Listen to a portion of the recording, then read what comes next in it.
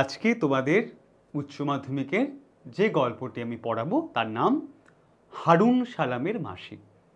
লিখেছেন মহাশ্বেতা দেবী। যে কোনো টেক্সট শুরু করার আগে প্রথমেই আমরা সেই লেখক সম্পর্কে কিছু প্রাথমিক তথ্য জেনে নিই, সেটি জেনে নেব।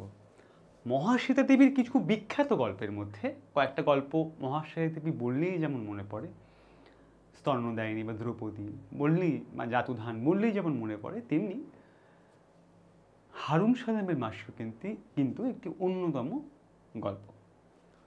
তো ক্লাস শুরু করব যখন আমরা, তার আগে তোমাদের এসওই বাংলার তরফ থেকে সবাইকে শুভেচ্ছা এবং স্বাগত জানাচ্ছি। তোমরা ক্লাস দেখবে, যেখানে যা অসুবিধে মনে হবে বলবে, কমেন্ট করে জানাবে এবং এটি বন্ধুদের সাথে ভাগ করে নেবে। তাহলে আজকে শুরু করছি হারুন সালামের মাসি। তোমার টেক্সট মিলিয়ে একটু দেখো। 28শে জুলাই 2016-তে তিনি মারা যান। জন্ম 14 জানুয়ারি 1926।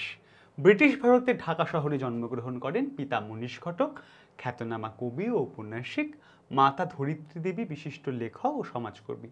মহাশ্বেতা দেবী ছিলেন বিখ্যাত কথাসাহিত্যিক ও মানবাধিকার আন্দোলনের কর্মী। তিনি পশ্চিমবঙ্গ, বিহার, মধ্যপ্রদেশ ও ছত্তিশগড় রাজ্যের আদিবাসী উপজাতিগুলির অধিকার ও ক্ষমতায়নের জন্য কাজ করেছিলেন।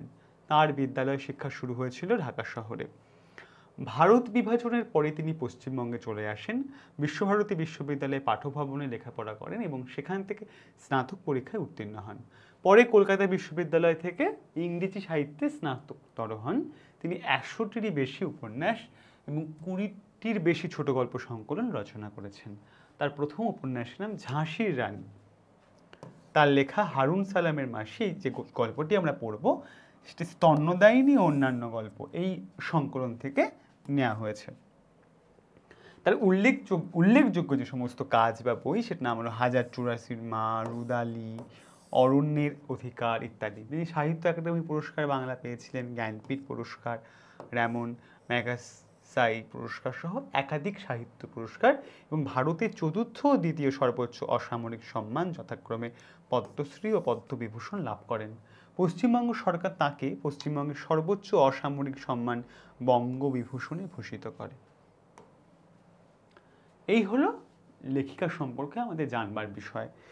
তিনি যে শুধু আদিবাসী উপজাতি মানুষ তিনি লিখেছেন তা নয়, তাদের সঙ্গে একেবারে খুব গভীরে গিয়ে তাদের সাথে থেকে তিনি কাজ করেছেন। মহাশ্বেতা দেবী একটা গল্প মনে পড়ে যে একটা জায়গায় মহাশ্বেতা দেবী গেছেন, একটা রকমই উপজাতি অধ্যুষিত একটা অঞ্চলে। সেখানে এক থালা ভাত খেতে দেওয়া হয়েছে। তিনি খাবেন ভাতটি তখন সেই খাবারটি দেখছেন কোনো তরকারি নেই, শুধু ভাত। তখন তিনি জিজ্ঞাসা করছেন কি দিয়ে খাবো। যে মহিলা খাবার দিয়েছে তিনি বলছেন হাত দিয়ে। মানে খাবারের পাশে যে কোনো তরকারি লাগে এই বোধ বা এই সামর্থ্য তাদের নেই। যাই হোক, আমরা গল্প শুরু করি। হারুন সালামের মাসি। অঘ্রাণের সকালে জলের উপর ঠান্ডা স্বর ভাঙেনি, বাস স্ট্যান্ডে চায়ের দোকানে উনুন ধরেনি। হারা গৌরবীর উঠোনে এসে দাঁড়ালো। চরিত্রগুলো গোল গোল করে দাগাও। কি হলো? হারা কোথায় এসে দাঁড়ালো? গৌরবীর উঠোনে।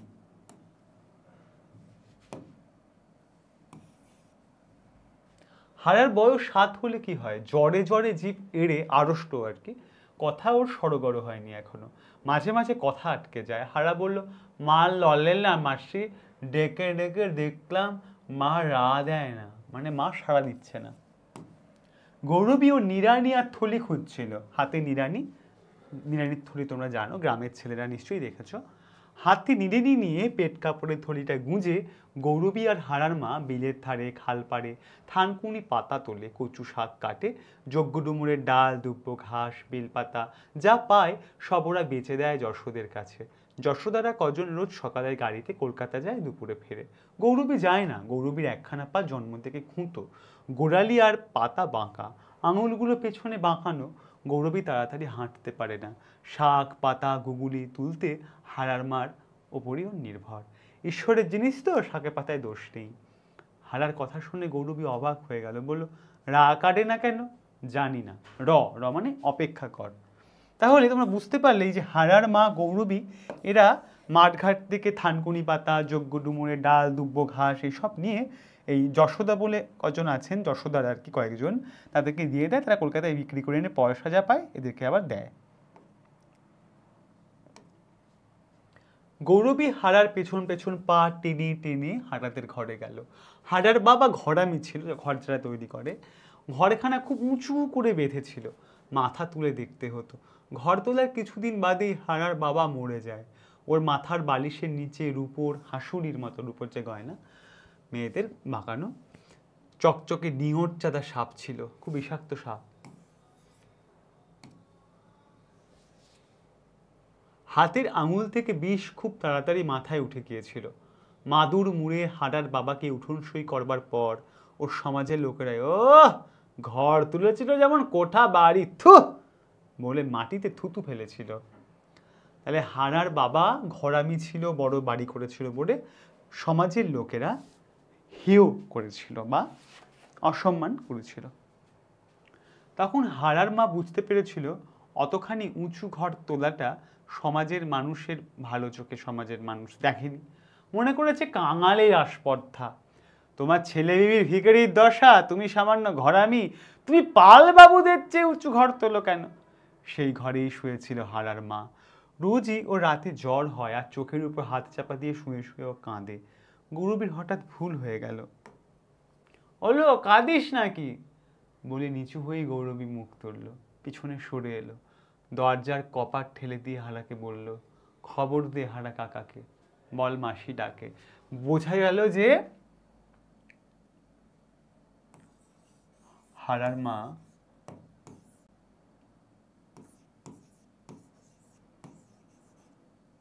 মারা গেছে। হারার কাকা বাস স্ট্যান্ডে মাঝে মাঝে থাকে, মোট বয় আজ ছিল না। দুপুর পেরিয়ে বিকেল নাগাদ রাজমিস্ত্রি পাড়ার কজন এসে হারার মা আয়েছা বিবিকে তুলে নিয়ে গেল, তার নাম আমরা পেলাম।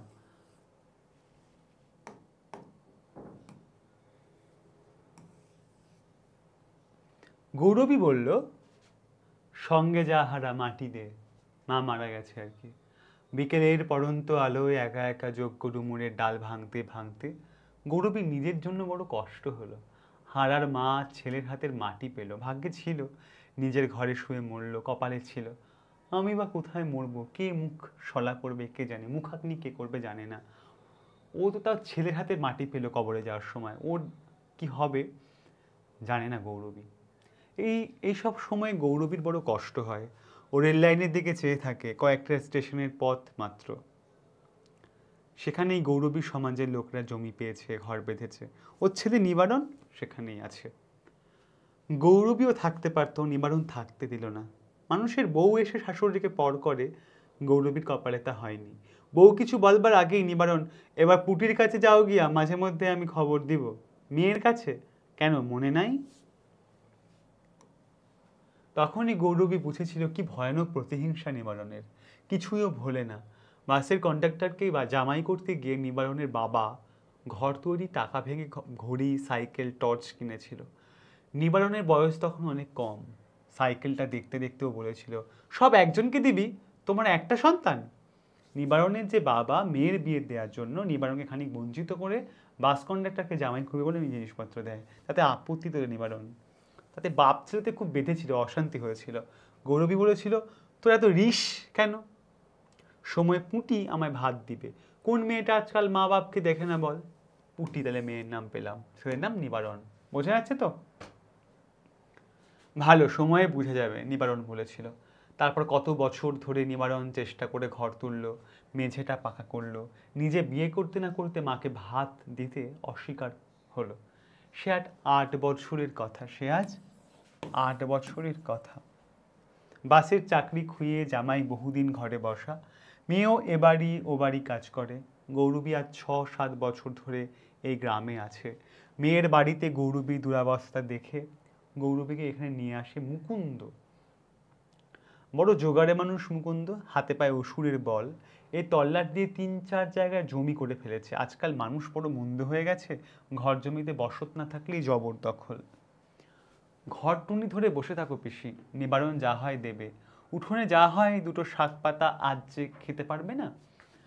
তখন বলছে যে এই যে চরিত্র মুকুন্দ, সে বলছে যে এই জমির কারবারি করে, মানুষকে বসায়, খুব জোগাড়ে বেশ বলশালী একজন মানুষ। সে বলে যে গৌরবীকে যে তুমি এখানে এসে থাকো, মেয়ে বাড়িতে তোমার এত দুর্দিন কষ্ট, চাকরি চলে গেছে, সে বাস কন্ডাক্টরের চাকরি, যার জন্য এত কিছু। পিসি বলে ডাকে, তা বলে ঘরটুনি ধরে বসে থাকো আর শাক পাতা তুলে নিয়ে খাওয়া দাওয়া করো, তোমার মেয়ের বাড়ি তেমন কষ্ট করে থাকতে হবে না। বেঁচে থাক বাপ বেঁচে থাক, বলে গৌরবী। বলে গৌরবী এখানে এসে উঠেছিল। বড় যেন ভেতরে মানে ঢোকানো গ্রাম, গ্রাম বললে হয় না বললে হয়, না হয় বড় রাস্তার উপর না শহরের খুব কাছে। গৌরবী ভেবে পায়নি এখানে সে কেমন করে একবেলা দুটো ভাত জোটাবে। নিবারণ এখন প্রাইভেট বাসের টিকিট পাবো। মাকে মাসে 5 টাকা করে টাকা দিয়েছিল কমাস, তারপর আর দেয়নি। ছেলে মাত্র 5 টাকা করে দিত, তারপর আর কিছু দেয়নি। খিদের জ্বালায় গৌরবী মাঝে মাঝে মেটে আলু সিদ্ধ করে খেয়েছে।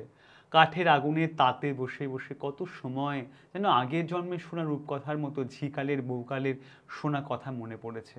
ফেলে আসা দেশ ঘরে শোনা কথা, পুকুর ঘাটে বাসন মাজতে মাজতে শোনা কথা। অপারুলের মা মেয়ারে কেমন বা বিয়া দিছ, ভালো দিদি, 4 রক্ত গরম ভাত খায়। রূপকথার মতো শোনা কথা, 4 বেলা ভাত খেতে পাওয়াটাই নাকি রূপকথা। গৌরবীকে দেখে দেখে ওই হারার মা বলেছিল, যখন যেমন তখন তেমন চললে আমানি জোটে না, আমানি জোটে না, আমাদের জোটে কেমন করে কেমন করে। নারকেল পাতা চাছো, কাঠিনে কুস্তে বাঁধো, শাক গুগুলি যোগডুমুরের গাল নিয়ে যোশীদের দাও, বিকেলে পয়সা দিয়ে যাবে। তাহলে এই যে যোশী চরিত্রটা, এদের যদি দেয়া যায় সমস্ত কিছু গুছিয়ে, তাহলে এরাই পয়সা এনে দেবে। হারার মার নামটা অবধি গৌরবী জানতো না, শুধু রমজানের মাস পালন করতে দেখে বুঝেছিল ওদের সমাজ আলাদা, মানে ওরা মুসলমান। ঈদের আগে যে খুব কঠিন যে ব্রত রমজানের মাসে রোজা রাখতে হয়, সেটা দেখে বুঝতে পেরেছিল। আমার পা ল্যাংড়া, আমি শহরে যাই না, তুই যাস না কেন, গৌরবী জিজ্ঞাসা করেছিল হারার মাকে। হারার মা নিঃশ্বাস ফেলে বলেছিল, ডরাই দিদি, ভয় হয়। না, গৌরবীর দাওয়ায় উঠে বসেনি হারার মা রান্নার সময়, কিন্তু উঠোনে বসেছে, উকুন বেছেছে, একই সঙ্গে দুজনে বসে বসে হাটুরেদের বাজার ফেরত ফেলে যাওয়া বাঁধাকপির বুড়ো পাতা, থেতলে যাওয়া বিলেতি বেগুন কুড়িয়েছে। সেই হারার মা ড্যাংডেঙিয়ে চলে গেল। বড় দুঃখ হলো গৌরবীর। তারপর মনে হলো তার চেয়ে হারার মা ভাগ্যবতী। হারাটার কি হলো, যোশীর কাকা নিয়ে গেল, জিজ্ঞাসা করছে। গৌরবী জিজ্ঞাসা করছে যোশীকে, যাদেরকে দেয় আর কি জিনিসপত্র। কে জানে মা, যোশী প্রায় ছুটে চলে গেল। যোশীরা হাঁটে না, ছোটে, আসলে ওরা চাল বয়, শহরে যায়, সঙ্গে শাক পাতা নারকেল পাতার কাঠি যা পায় নেয়। দাঁড়িয়ে কথা ওরা সকালবেলা বলতে পারে না। গৌরবী মাথা নাড়ল। হারা প্রায়ই ওর উঠোনে বসে থাকে, গাছের ছায়ায় ঘুমোয়। মার গাছের ধুতুলটা চিচিঙ্গেটা গৌরবীকে দিয়ে যায়। হারার মাথাটা বড়, শরীর রোগা, উপোস করা অভ্যেস হয়ে গেছে বলে চোখে একটা বিজ্ঞ ভাব, যেন ও সব জানে। কাকার সাথে গেল বুঝি, ভাবতেই ওর কষ্ট হলো।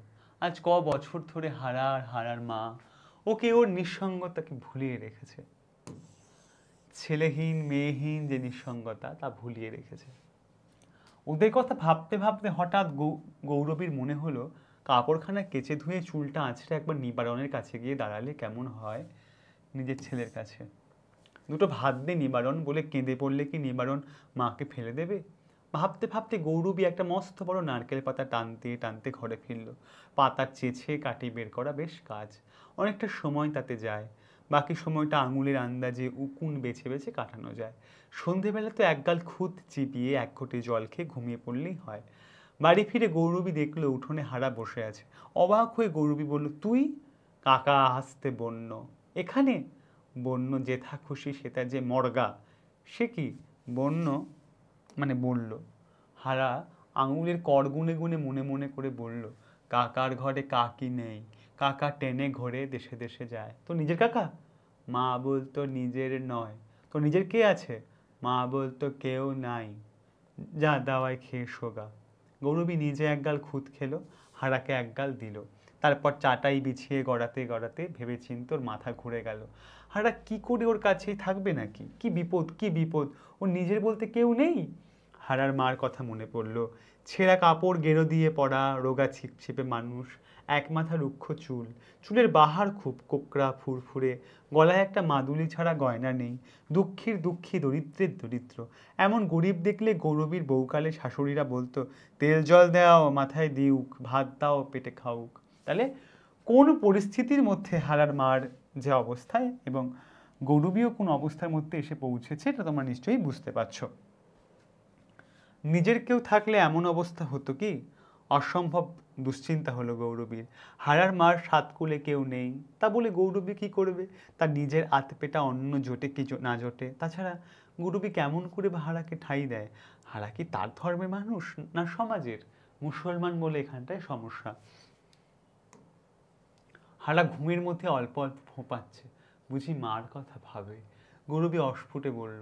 তারপর চাটাইটা নিয়ে হারার কাছে গেল, হারার গায়ে হাত দিয়ে বলল, কাত ফিরে শো হারা, স্বপ্ন দেখিস, ভয় কি? গৌরবী মনে মনে ঠাকুরকে দেখে চোখ বুঝল। দিনমানেও যা পায় না, স্বপ্নে অনেক সময় তা পেয়ে যায়। স্বপ্নের গৌরবীর মাথায় তিল জব জব করে, পরনে গোটা কাপড়, পেটে ভাত।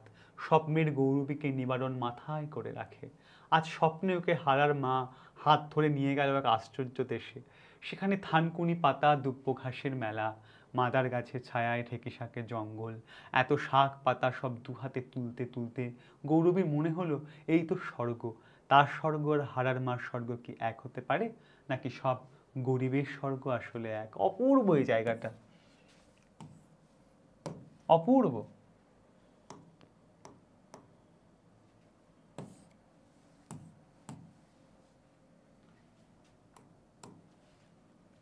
সকালবেলা গৌরবী হারাকে বলল, খালপাড়ে যা হারা, যোশীকে বল আমার দেহ ভালো নয়, যেন দেখা করে। আর দেখ, যদি কেউ বলে রাতে কোথায় ছিলি, বলিস মাসির উঠোনে। মনে থাকবে? এই যে সমাজ আলাদা বলে, ধর্ম আলাদা বলে কিন্তু এই ব্যাপারটা ঘটছে। হারা ভুরু কুঁচকে একটু বুঝতে চেষ্টা করলো। সব কথা ওর মনে থাকে না, সেই জন্যই ও কর গোনে, নয়তো সুতোয় গিট দেয়। হারা বলল, লখার মাকে বলবো মাসির দেহ ভালো নয়। আর যদি কেউ বলে রাতে কোথায় ছিলি, বলবো মাসির উঠোনে। এই তো, হ্যাঁ, এই ন্যাকড়াটা নে হারা, থানকুনে পাতা তুলবি। গৌরবী হাঁড়ি পাতিল নেড়ে চেড়ে কগাল মিয়ানো চাল ভাজা পেল। হারাকে টোপলা বেঁধে দিল, বলল, নে জল খাস। যোশী যদি পারে জানি আমার উঠোনে ঘুরে যায়। হারা চলে গেল। গৌরবী উঠোন ঝাঁট দিল। শুকনো পাতা, কাঠি, শুকনো ডালে জ্বালানির কাজটা চলে। গৌরবীর মনে পড়ে ওর মা বামুনদের গায়ে বিওলে বকনা বাছুর এনে পালতো। বাছুর বড় হতো, তার খোল খড় গুড় সব খরচা মা দিত। গোবর দিয়ে ঘুটে দিত, গুল দিত। বড় হয়ে সেই গাই এক বিয়ানি হলে মা গাইটা ফেরত দিত, বাছুরটা মা পেত। বকনা হলে পালো, এড়ে হলে যাদের হাল আছে, চাষবাস যারা করে তাদের বেচে দিত। এই গ্রামে যে মানুষ বলতে নেই, গৌরবীকে কেউ অমন একটা বাছুর পালতে দেয়। নিজের বলতে একটা ছাগল, একটা বকনা গাই থাকলে কি গৌরবীর আজ এই দশা হয়? থলিতে চাল সামান্যই ছিল, চালে ডুমুরে মোচার কোলের কচি ফুলটায় নুনে একসঙ্গে জাউ বসিয়ে দিয়ে গৌরবী ভেবে পেল না এরপর হারা আরও কেমন করে একবেলা এক মুঠো খাবে। এখন ওর হারার মার উপর রাগ হলো। কি বেয়াক্কেলে মানুষ বল, কি অবিবেচক। সাতকুলে কেউ নেই, আমার ভরসায় ছেড়ে রেখে চোখ বুঝলো। এখন জাত বা কেমন করে থাকে, ধর্মের বা কি হয়? খুব রাগ হতে লাগলো গৌরবীর। কিন্তু অনেক বেলায় হারা যখন এসে বলল, মাসি মেটে আলু রান্না করবে, তখন গৌরবীর মুখ হাসিতে ভরে গেল। কত কত বড়টা রে, কোথায় পেলি? ঘরে ছিল, মা বলেছিল। হারা কর গুনে গুনে বলল, মাসিকে দিস হারা। আর আর বলেছিল কি, মাসির পা ধরে পড়ে থাকিস বলেছিল। গৌরবীর শুকনো বুকে যেন কিসের ঢেউ লাগলো। নিবারণ যখন ছোট ছিল, সাবিত্রী যখন হামা টানে, তখন ঘর নিকোতে নিকোতে বাসন মাজতে মাজতে ওদের কান্না শুনলে বুকের ভেতর এমনি হতো বটে।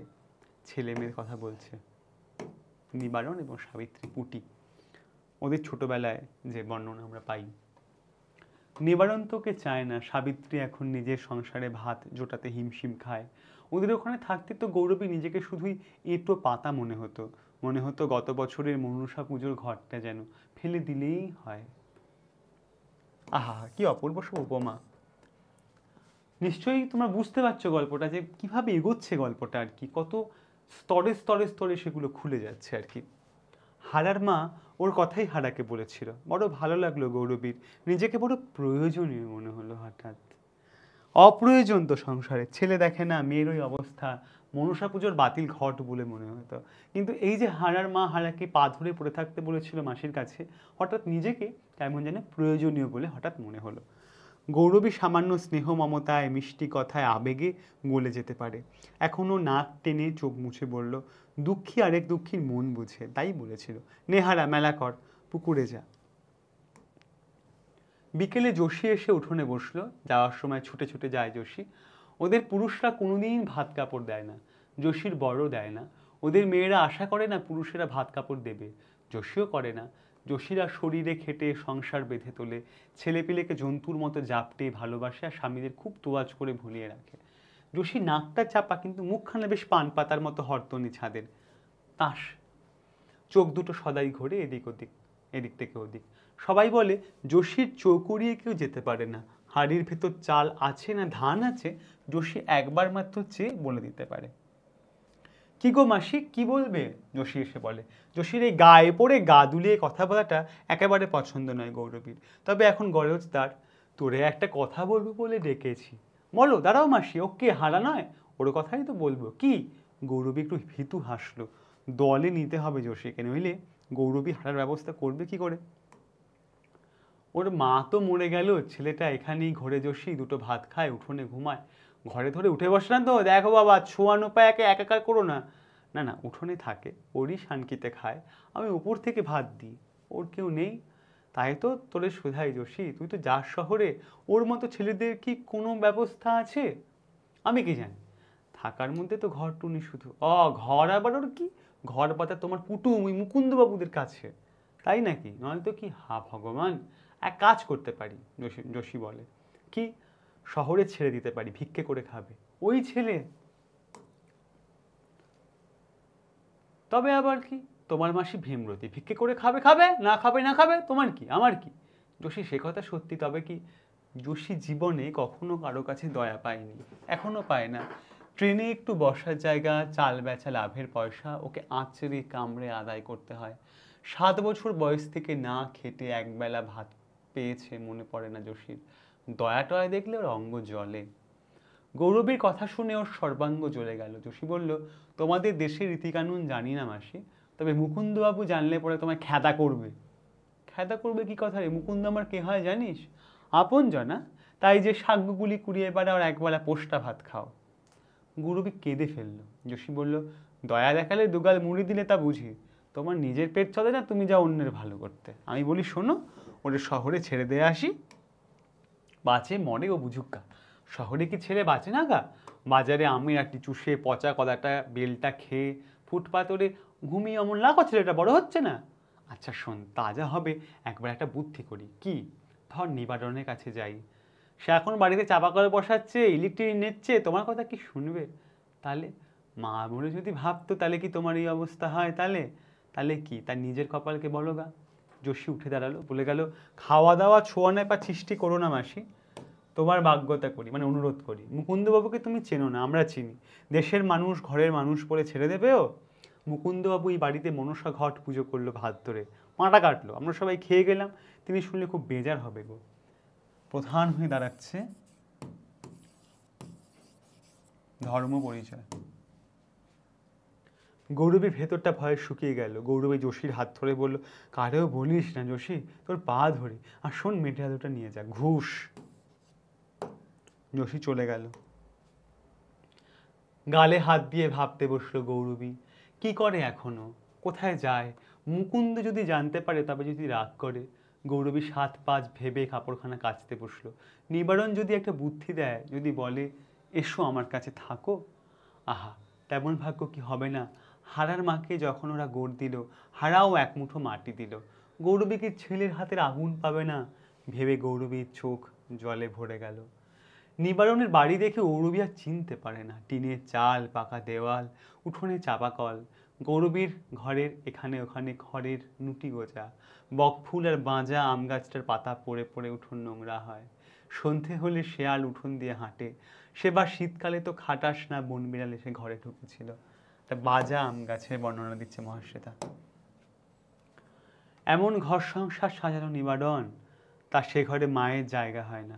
নিবারণের বউ বলল, দেখো নজর দিও না মা, নজর দিও না, দুই প্রাণী খেটে খুঁটে একটু দাঁড় করিয়েছি। না বাছা, নজর দিইনি। সন্তানের বৌমার ঘরকে নাকি নজর দেবে? এসেছো বসো, চা খাও, জল খাও। দে বউ একটু চা দে। কতদিন পর আর চা খাবে গৌরবী।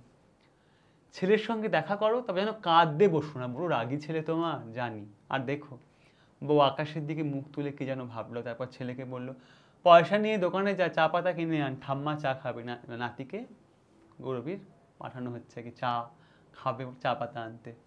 ছেলে বেরিয়ে যেতে বউ পেট কাপড় থেকে, মানে বৌমা ওর দুটো টাকা বের করে গৌরবীকে দিল, বলল, ছেলেকে বলো না যেন এ আমার সুপুরি কেটে উপায় করা, এই কাপড়খানা ধরো, এমন কাপড় পরলে আসতে আছে, যে দেখবে সে বলবে কি তোমার ছেলের একটা নাম পরিচয় নেই। তা বটে। গৌরবী টাকা নিল, কাপড় নিল। এই কথা তার একবার মনে হলো না, মাকে দেখে যদি লজ্জা পায় নিবারণ, তবে মাকে যত্নাত্নি করে রাখে না কেন? কিছুক্ষণ পরে গৌরবী কান খাড়া করলো। আশ্চর্যের আশ্চর্য, নিবারণের ঘরে রেডিও বাজছে। কোত্থেকে এলো ও বউ? দোকান থেকে। কত দাম ও বউ বল না। রেডিও বাজছে। জানি না মা, হোক না হোক 150 টাকা হবে। 150? গৌরবীর মাথা ঘুরে গেল। 150 টাকা যদি গৌরবীর হাতে পায় তবে এখনই তার কপাল ফেরে। আমাকে 100 টাকা দিবি বউ? কোত্থেকে, গাছ থেকে পেড়ে এনে দেবো? তবে একটা গরু কিনি, ঘুঁটে গোবর দিয়ে দুধ বেছে আমরা দুই প্রাণী বেশ চালিয়ে নেব। দুই প্রাণী? ওই একটা গরিব ছেলে বউ মাসি মাসি বলে, তার মা বাপ নেই, কেউ নেই, কেউ নেই রে, বড় অভাগা। নিবারণ তো সেই কথা শুনে রেগেই গেল। ও মাসি বোনবো দুধ খাবে, আমি গরু কিনে দেবো, যাও যাও, মেলা বকো না। শোন নিবারণ, ছেলেটার কথা শোন। কি কথা? ছেলেটার মা। গৌরবী সব বলে গেল কাঁদতে কাঁদতে, না টেনে টেনে। নিবারণের মুখ অন্ধকার হয়ে গেল। নিবারণ বলল, তুমি নইলে এমন শত্রু আর কে হবে? আমি তো শত্রুর নয়তো কি? এ কথা প্রচার গেলে তোমার আমার প্রায়শ্চিত্ত করতে হবে না? কেন প্রায়শ্চিত্তের কেন? না প্রায়শ্চিত্ত। আমি কি তাকে ঘরে রাখছি না হাঁড়িতে খাওয়াচ্ছি? গরিবের গরিব হারাটা, তার একটা ব্যবস্থা যদি করে দিস তাই বলছি। এতে প্রায়শ্চিত্তের কথা ওঠে কোত্থেকে? ছোট লোকের সঙ্গে সঙ্গে শাক পাতা চুরি করে ওই রকম বুদ্ধি হয়েছে তোমার। প্রায়শ্চিত্তি করতে হবে, মেয়েটার বিয়ে হবে না, এইসব কথা তুমি বোঝো? যাও যাও, মেলা বকো না। তোর কাছে আমায় একটু আশ্রয় দে বাবা। ও আমি জমিদার, তাই তোমায় আশ্রয় দেব?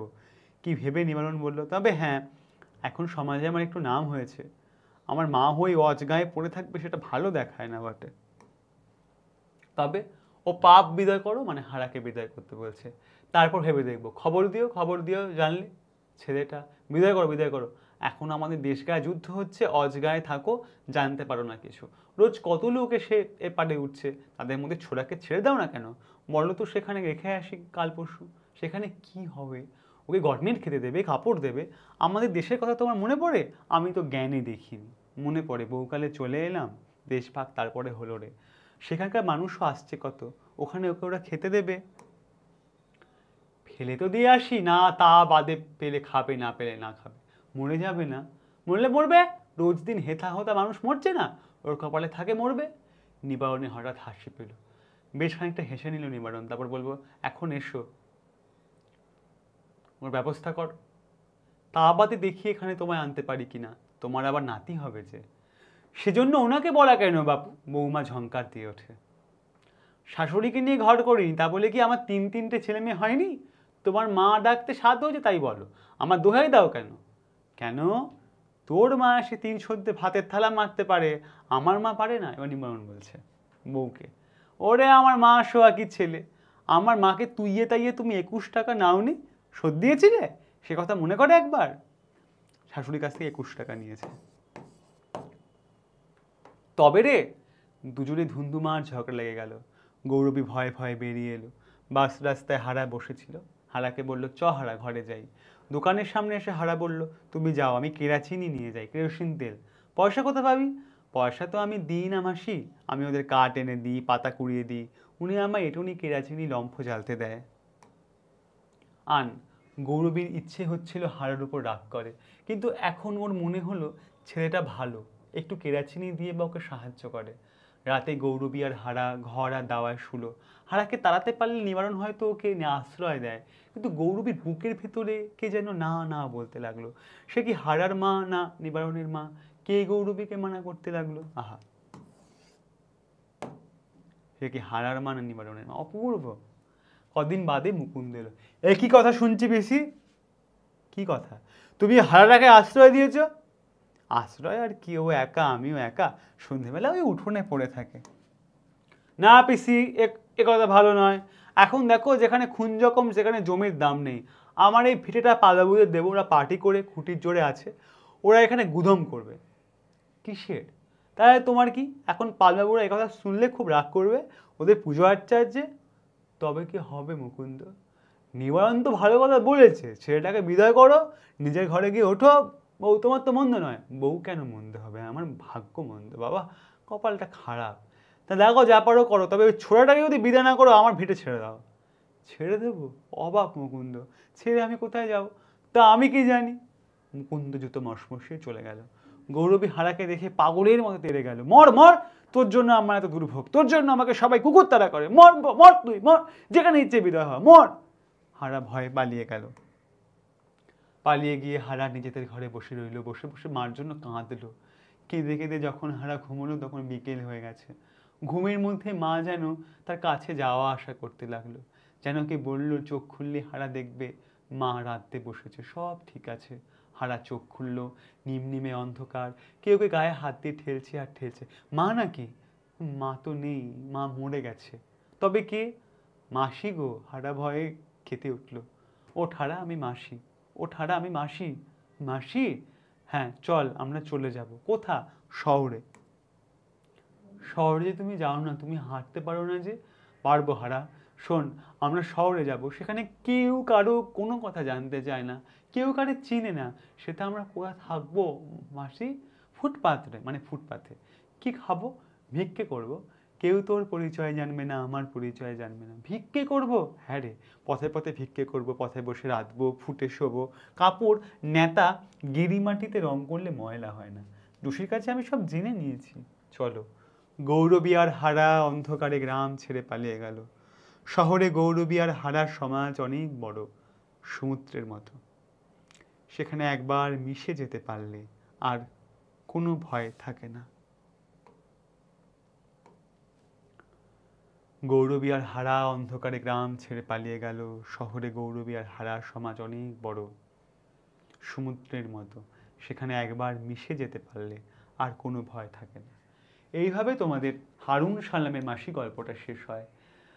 এখানেও খিদের যন্ত্রণা, দারিদ্রতার কষ্ট, দারিদ্র কষ্ট। তার মধ্যে দাঁড়িয়ে যে খিদের সময়, কষ্টের সময়, দুঃখের সময় কিভাবে যে ধর্ম পরিচয়ে লুপ্তি ঘটে, তা মিশে যায়, সেইটার বর্ণনা এই গল্প জুড়ে করা হয়েছে। তোমরা খুব মন দিয়ে গল্পটা পড়ো। মহাশ্বেতা দেবীর লেখা এত জ্যান্ত, বুকের একেবারে ভিতরে এসে লাগে, এত রূঢ় কঠিন বাস্তবকে দেখায়। ওই যে স্বপ্ন দৃশ্যটা যে মায়া রচনা করেছে, যে গরিব মানুষদের দেখা সব স্বপ্ন বোধহয় এক। খুব মন দিয়ে অন্তর থেকে বুঝে পড়ো। কোথাও আটকালে আমাকে জানিও, আমি তোমাদের বলে দেবো, সমাধান করে দেবো। ক্লাসটা অবশ্যই সবার সঙ্গে শেয়ার করে নেবে, কমেন্টেও জানাবে তোমাদের ভালো মন্দ কেমন লাগছে। খুব ভালো থাকবে সবাই। এখন থেকে পড়াশোনা শুরু করো, পরে ক্লাসে আবার তোমাদের সবার সঙ্গে দেখা হচ্ছে।